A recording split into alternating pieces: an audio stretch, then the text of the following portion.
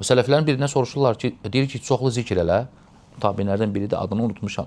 Deyir, nə qədər zikr eləyim? Çox nə qədər deyirsən də, bax, nə qədər zikr etdim. Deyir, sənə məcnun deyənə kimi. Dəli. O, bax, adam da dayanır İbrahim orada, zikr edir.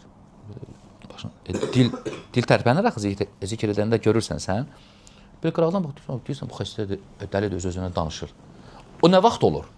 O bir dəfə, iki dəfədən olmur axı. Hər dəfə səndə bu olanda, deyirəm, bu deyəsən dəlidir bu.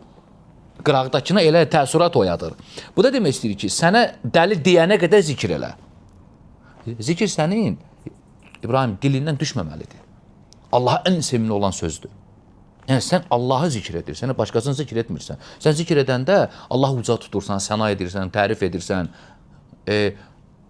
onun nöqsanlardan, eyibdən, qüsurdan uzaq olduğunu deyirsən. Subhanallah, velhamdülillah, la ilahe illallah, la havlə və la quvvətə illə billah. Bunlar hamısı zikirdir də.